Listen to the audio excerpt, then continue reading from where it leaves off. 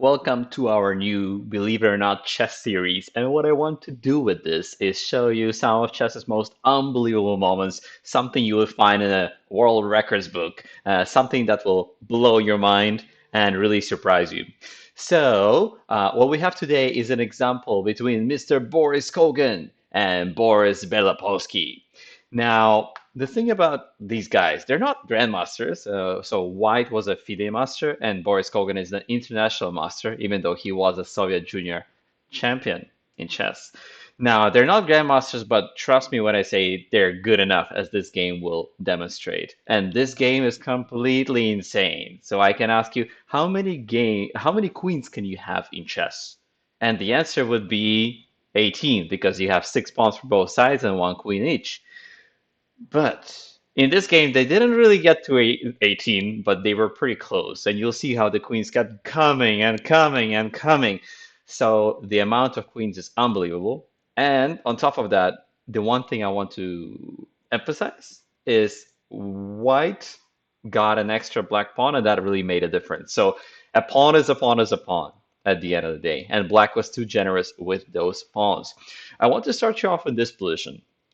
We got to a middle game where it looks like the pawn storm is over. There are no pawns coming this way. And it looks like Black's king is also pretty safe. Like these guys are keeping the king warm and cozy. Yet there's something in this position that I'd like you to find for white. So how would you play for white? All right, let's get you started here. White to play. You have 3 seconds. Feel free to pause the video. One, two, three. And if you said B3, congratulations, that is indeed the idea.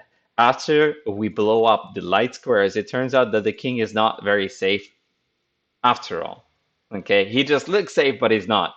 Okay, these pawns are going to disappear, and all the black pieces who are so busy looking at this side, they're like, whoa, whoa, whoa, what's going on? Whoa, we have to go back. Help, help, Mr. Grandpa. But the grandpa is too far away from both the rooks and the queen.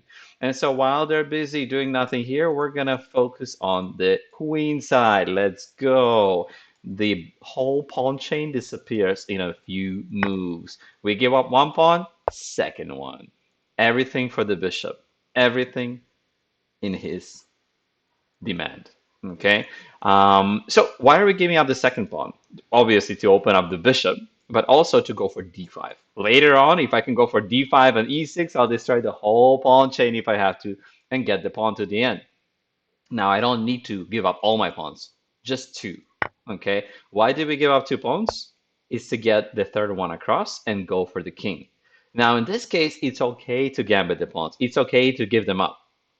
Later on, Black's gambit is not going to be as good as you'll see. But for now, giving up pawns is a good idea. After we blow open the center, it turns out Black is decentralized. They're too far away. And Boris tells Boris, how's your king, Boris?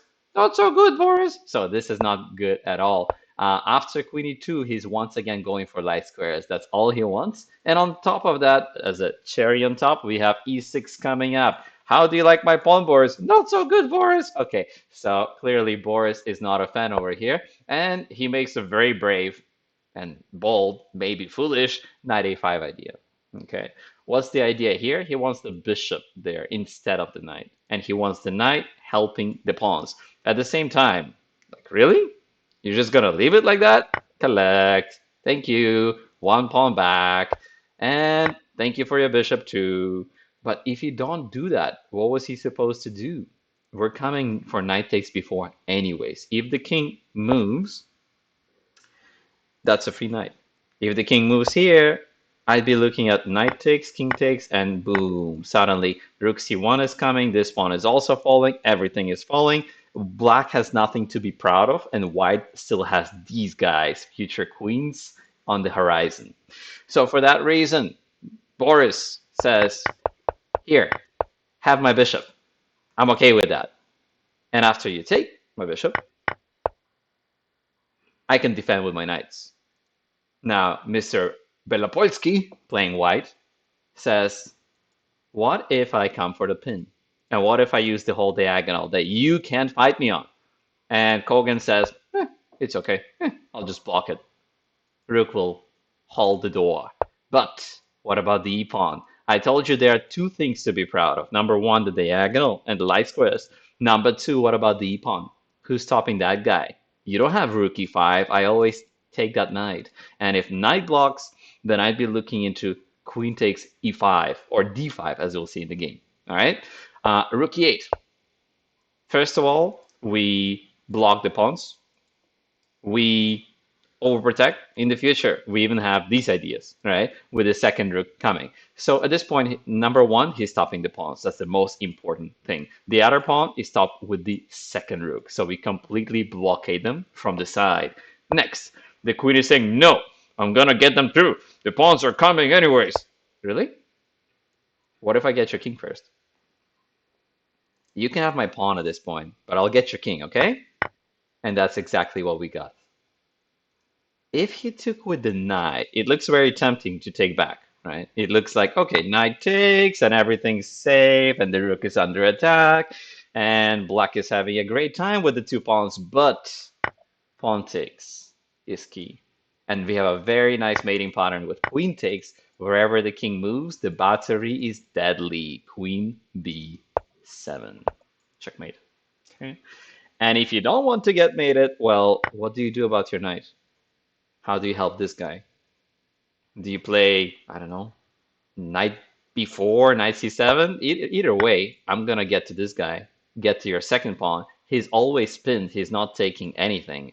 And everything is hanging. Your pawn, your knight, your other knight, your king is gonna be hanging soon too. For that reason, Kogan says, fine, have my rook.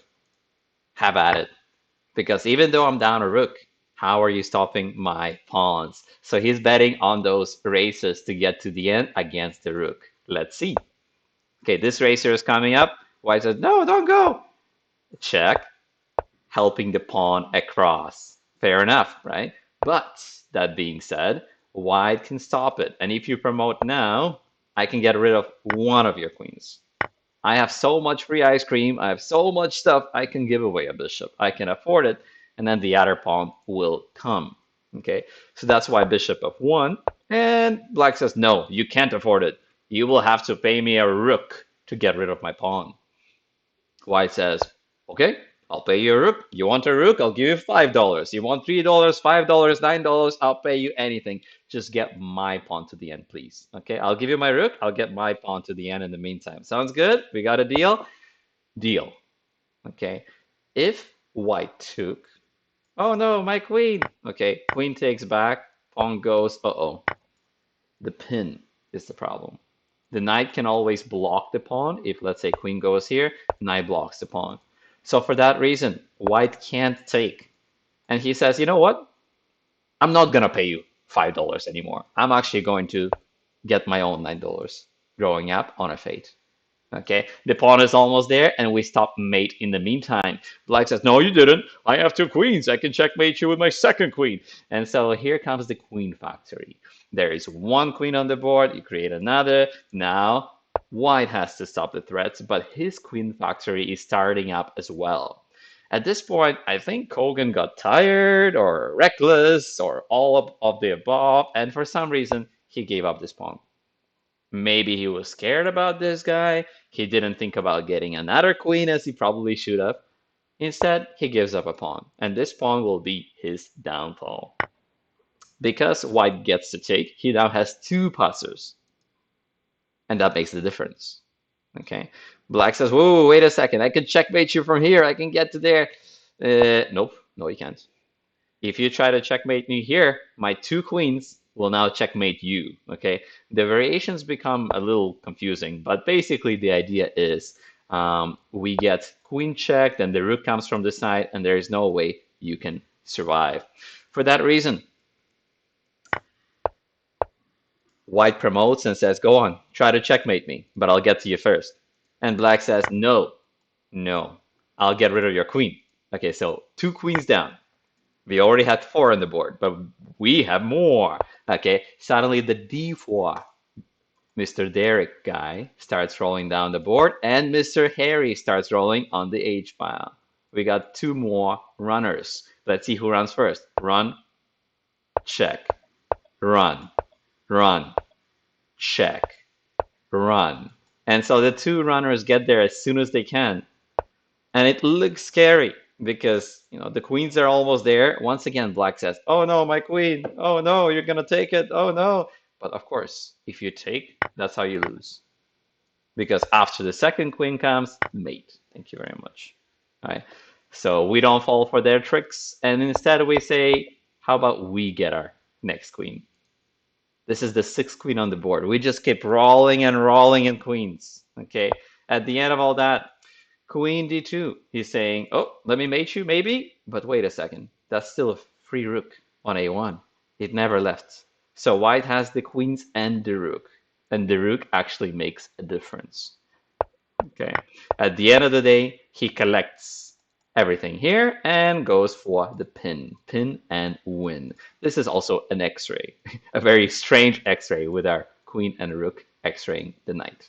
Okay. Wherever the queen goes, we always have queen takes d5, which is why he resigned. Boris had enough from Boris. All right. Why did Black lose this game? Mostly because of this guy, because of the runner who was gifted to white. He didn't have to be on the board.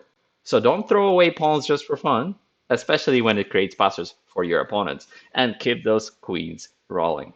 Thanks for watching. Until next time.